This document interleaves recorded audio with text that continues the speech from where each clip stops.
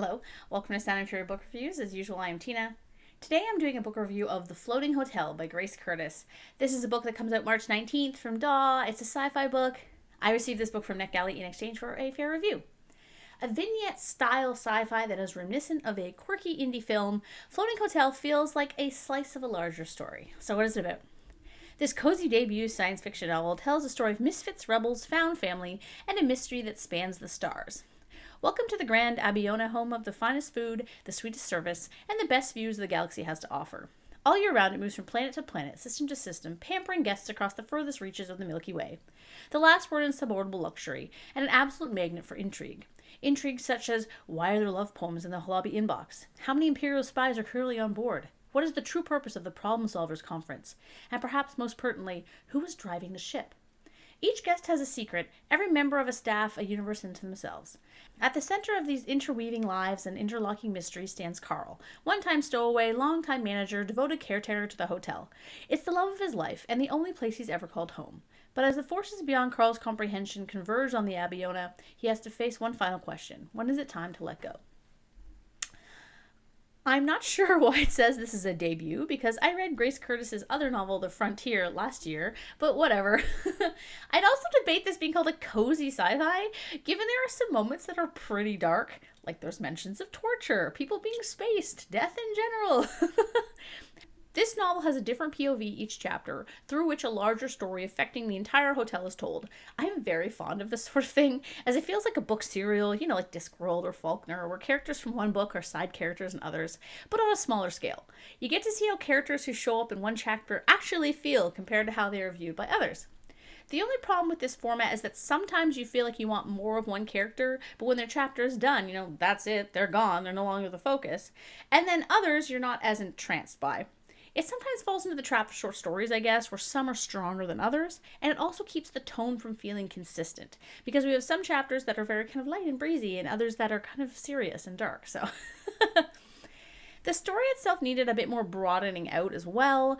I felt like I was supposed to feel something stronger at the end of the novel than I did, so I think the book could have been a bit longer. And while the negative aspects of the universe were obvious, a totalitarian government, the destruction of planets for mining, etc., there was no sense of resolution of these factors.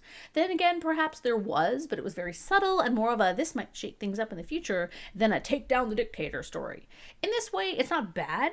It was realistic, if not entirely satisfactory.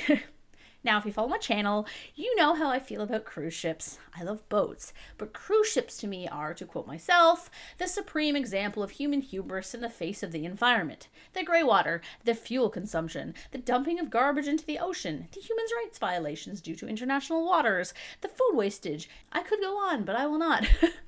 So why, then, would I read a book taking place on what is essentially a cruise ship? Well, my main issue with cruise ships is the destruction of the environment. And other than fuel consumption, the Abiona is not destroying anything. It's in space. Likewise, it's not really like a Titanic, It's not like a statement of how much wealth people have. It is a luxury liner, but it's more like a boutique hotel than a sprawling thing.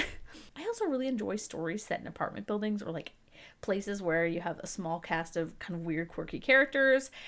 There's a book called Observatory Mansions that really got me started on this in like the late 90s. I haven't read this in a long time, so maybe it doesn't hold up, but I'm tempted to. There's also another one called something about a hedgehog. I really like that one too. I also really liked Frontier, so I wanted to give this one a shot. Another thing that I'm kind of on the fence on, and that this, along with the cruise ship thing, doesn't really have to do with the book itself. It's just kind of my reaction to something. I'm kind of on the fence with the whole romanticizing work aspect of the novel. Everyone in the hotel seemed to love their job, which seemed a bit unrealistic to me. Of course, had they all hated the job, the tone of the story would be very different. But certain aspects of the novel seem to glamorize working in a hotel that A, you can't leave at the end of the day, B, does a year-long circuit, so you really only get to see your friends and family like once a year, and you have to deal with rich assholes all day. If the book had explained more that this place was good to work in because, working for the Terra fracking companies was worse, we did get a hint of that, but not enough to make that argument, that would have made way more sense to me. If this place had been marked as like the lesser of two evils, work-wise, that would have been better, but instead it's kind of like got this whimsical, oh, it's lovely to work here kind of idea, where it's like, it's work.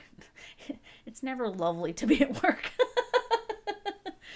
Overall, though, while I enjoy this novel and that cover is gorgeous, I can't say it's my favorite book of the year, though I do think it's really fun and I think people should give it a chance if they like kind of episodic kind of stories or kind of like what I talked about how the point of view changes each chapter. It's really unique in that way. There aren't a lot of books that do this. If you have any recommendations for novels that do this, please let me know because I really, really like that. And I do thank the publishers in NetGalley for the e-arc as well. Thank you.